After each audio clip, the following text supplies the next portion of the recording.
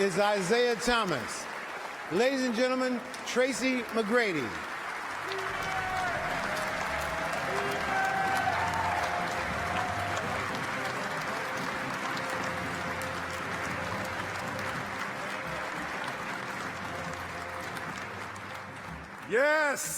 Yes. Man. Yes, thank you guys, appreciate it. Zeke, I don't know what you saw, brother, but back in 1997, you recognized my talent, scrawny 18-year-old coming out of high school. I appreciate that. I appreciate you having me fulfill my childhood dream by drafting me 9th overall. That meant the world to me. And the first year didn't go so well. The first half of that year didn't go so well, as you know. But you went on, became an excellent coach. You did some great things as an executive, made some great moves. But your best move, Zeke, was firing that coach my rookie year. Firing that coach my rookie year that criticized me, said I wasn't going to be in the league beyond 3 years. Was he wrong? Boy, was he wrong. Boy, was he wrong. Back in February, my wife and I were on our way to the Hall of Fame finalist press conference at this year's All-Star Weekend in New Orleans. We were on the elevator, and she kept telling me how proud of me she was and asked me if I was excited.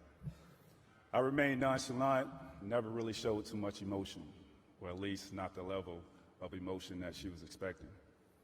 Sensing the real truth behind what my hesitation and non-emotional demeanor was really about, she told me to repeat after her and say, I deserve to be in the Hall of Fame. I didn't say a word. She insisted. This time she said, look in the mirror that was on the elevator wall and repeat after me. I deserve to be in the Hall of Fame. Now, I still couldn't let those words utter from my mouth. Don't get me wrong, it wasn't because I wasn't excited or honored. However, truth be told, I didn't want to allow myself to get too excited. You see, my wife knew something about me in that elevator that I had yet to admit and say out loud. There was a reason she wanted me to look myself in that mirror and say, I deserve to be in the Hall of Fame. And there was also a reason why I couldn't do it. In those split moments that she asked me to state out loud that I deserved to be in the Hall of Fame, I had a zillion thoughts in my mind why I didn't deserve to be it. I started thinking of all these NBA greats who had accomplished so many great things. And then I began comparing myself to them. It's way too easy to focus on what you don't have and what you didn't accomplish. But I'm grateful for those people that saw in me, believed in me, just maybe when I always didn't believe in myself. People who actually saw the man and not just the athlete. One thing I've learned in those 15 years of playing is the power of perseverance, faith, and pushing through even when the odds are against you. Even when they said you wouldn't last 3 years in the league. Even when your work ethic was criticized. And even when you come from nothing and enter into the amazing world of the NBA without a name, without a track record, and without any proof that you deserve a chance. I'm grateful for God to bless me with amazing gift and talent and entrusting me with it.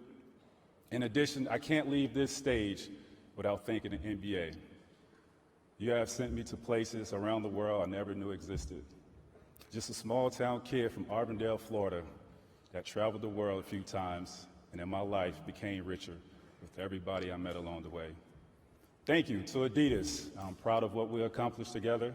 We sold a ridiculous amount of shoes, and we're not done yet. We're not done yet. Thank you to every basketball organization I ever played for, every coach I played for. Doc Rivers, Butch Carter, I appreciate you guys. And to the fans, both in the States and around the world, forever loyal, never stop believing in me. You gave me way more than I ever can give you.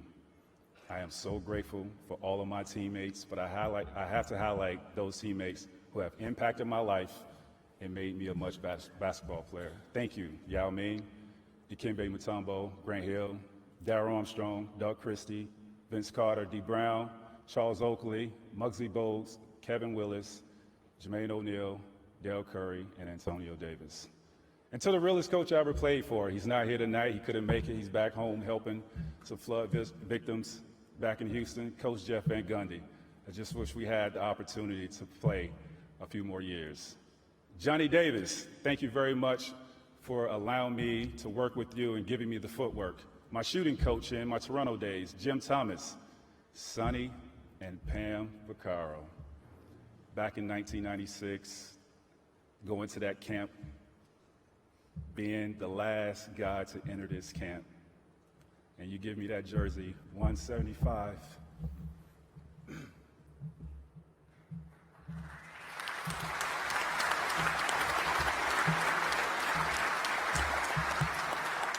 $175. Nobody had a clue who Tracy McGrady was. You gave me that platform. And I played against the best players in the world at that time. And I left that camp the #1 player in the nation. From 175 to #1. Thank you, Sonny and Pam. To my financial team,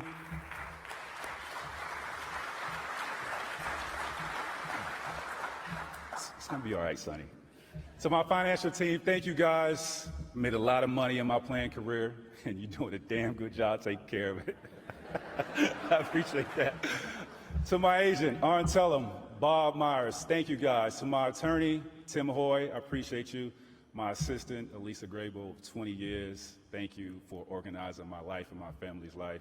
So all of my family, my siblings and friends, my brothers and sisters that are here, I thank you guys, I appreciate you. Mom and grandmother, 2 women that kept me out of the streets of a drug-infested neighborhood. The one thing my grandmother instilled in me was patience. While all the other kids were out playing, I had to leave the house in the wee hours in the morning to go fishing with you for 12 hours. Being on that lake, bonding with my grandmother taught me patience, endurance, and the ability not to sweat what I couldn't control. And you know one thing that you always did who was on that boat, whenever you wanted the beer, what was your sign? That's what it to my mom, always my biggest cheerleader, coming to all my games, and you was being the absolute loudest person in the gym. And even when I was a professional, you was the loudest person in the gym, and 20,000 people, I hear your voice. Thank you very much. But what you taught me is not to be that to my kids, so I appreciate that. And to my 4 beautiful kids, Layla, Lacey, Layman, Layden, remember this, your character is always much more significant than your reputation. Never forget who you are. Never forget that, and that you belong to God. You belong to God.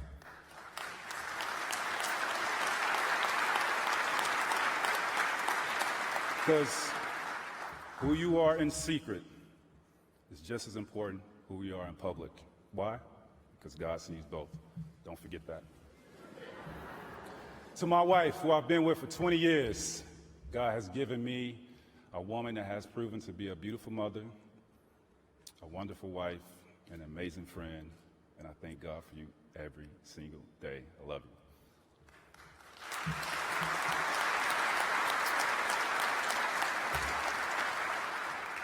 Now back to that elevator story I was telling you about.